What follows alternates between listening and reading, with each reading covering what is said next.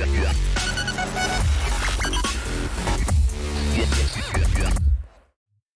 and welcome to Forever Rugby on Forever Sports for today's Currie Cup Team of the Week from Round 1.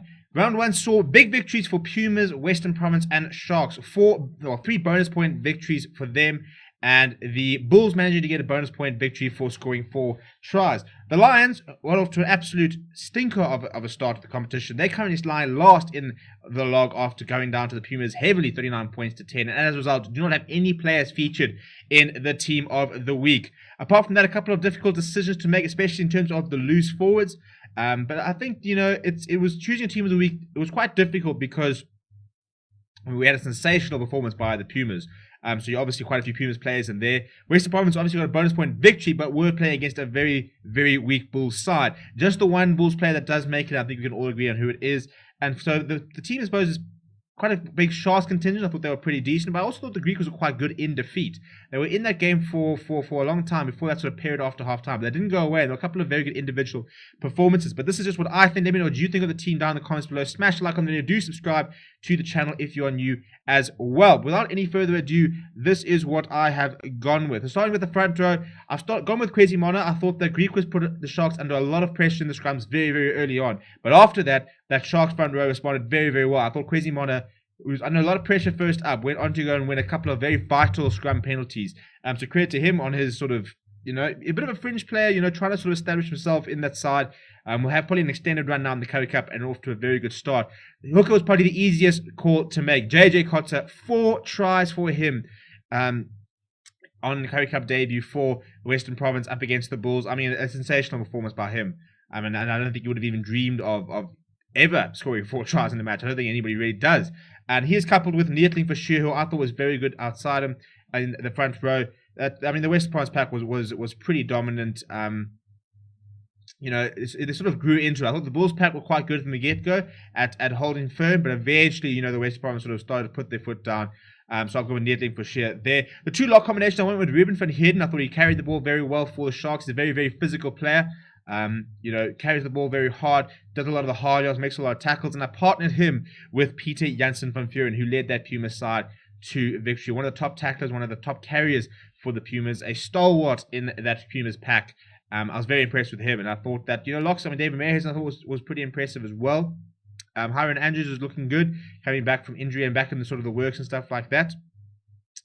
And in terms of the loose trio, this is where it gets quite difficult. So number 6 gone with Gideon van der Merwe. He topped the tackle statistics across the entire weekend, making 17 tackles, also made quite a few carries.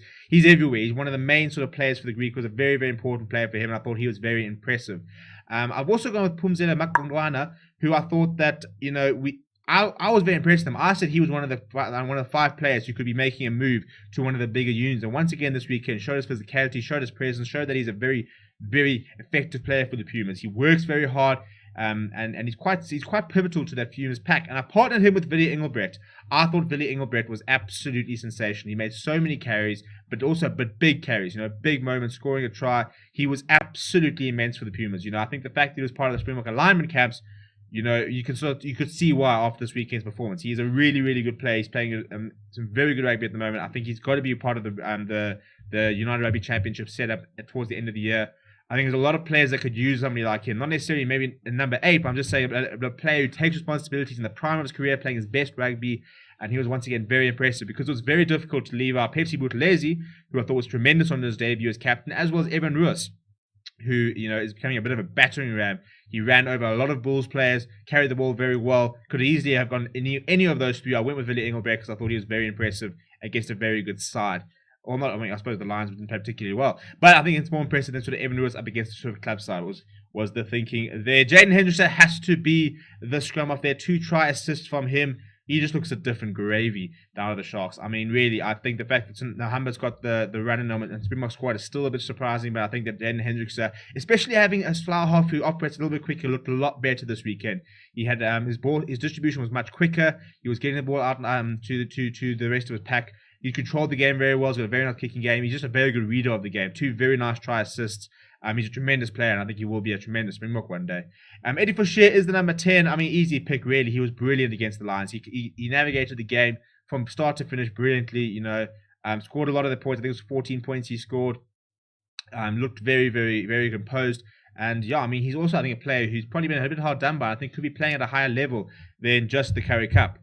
The two wings, I've gone with Edwin Kotzer and Sihle Njuzula. Njuzula has had very limited opportunity at Western Province, and I thought he was very, very good. Scored a very nice try, worked very hard, made his tackles. And Edwin Kotzer, I think, was a very, very impressive figure in a losing cause. Made a lot of tackles. He made a very nice finish. He works from beginning to end, very, very quick. And yeah, I think he's a player who's very dangerous for the Greek Wizards. And I think that if they want to do well, they've got to try and get him on the ball more and try and get him into space. Because when you've got that space, his one-on-one is finishing is very impressive. Etienne Talion also finished a nice early try this weekend. But Daniel Kasende was full of running for the Greek Wizards. Anthony Folman carved up a lot of space for the Sharks as well. So there's quite a lot of good wing performances. For the centers, I go with Dan du Plessis.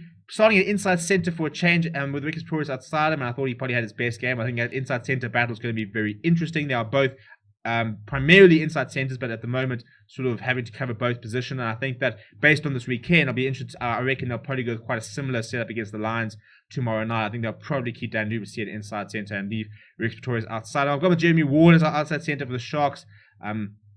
Almost had a very nice try, was in front of the kicker, was very composed with Bernard Koch to score that second. I thought that he is a very important player in the Sharks setup from a leadership point of view. I personally think that Bernard Koch could probably do a better job at outside centre than him, but I think his leadership is very important. I think he controls that back line very well, becoming quite an important figure within the entire union. Fullback Richard Creel, I could almost have him as performer of the week. I thought he was absolutely sublime for the Bulls in a losing cause with a bunch of club players around, players who are uncontracted. One of the few players who was a sort of a Bulls regular and somebody who's been deemed to have a lot of potential and probably a long-term future. He was head and shoulders above everybody in that field, and I include the Western Province there.